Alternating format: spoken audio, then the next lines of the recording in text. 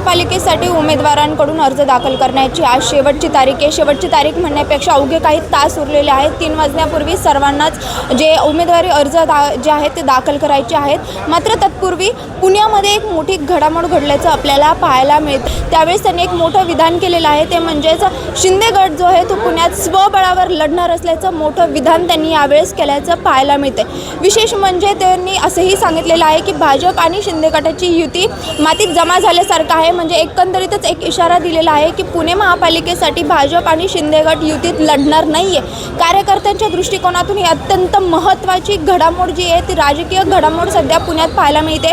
मी सध्या पुण्यातील रामी ग्रँड हॉटेलच्या बाहेर आहे, जिथं कार्यकर्त्यांची वर्दळ पाहायला मिळते। गेल्या काही दिवसांपासून अनेक ज्या चर्चा आहेत जे शिंदे गटाच्या त्या अजित पवार असतील, भले ती अधिकृत चर्चा नसेल किंवा प्रस्ताव काल सांगितल्याप्रमाणे धनगेकरांनी दिलेला नाही आहे। मात्र काल धनगेकर संध्याकाळी जिजाऊ जे अजित पवारांचं निवासस्थान आहे तिथं गेले होते भेटण्यासाठी, मात्र तिथून काही ग्रीन सिग्नल मिळालं नाही। त्याच्यानंतर सातत्याने शिंदे गट जो आहे तो त्यांचा दबाव जो शस्त्र जे आहे ते वापरत होतं की कुठेतरी शिंदे गटाला जास्त जागा मिळाव्यात। मात्र सध्या तरी तसं काही होताना दिसत नाही आहे, कारण की भाजप त्यांना 15 किंवा 16 मिळालेल्या माहितीनुसार जागा देत आहे। त्याच्यानुसार आता या पुण्यातील रामी ग्रँड हॉटेलवरती नीलम गोरे आहेत, विजय शिवतारे आहेत, यांच्या बैठकी आहेत आणि थोड्या वेळापूर्वीच रवींद्र धनगेकर आणि नाना भानगिरे यांनी त्यांची भेट घेतली आहे।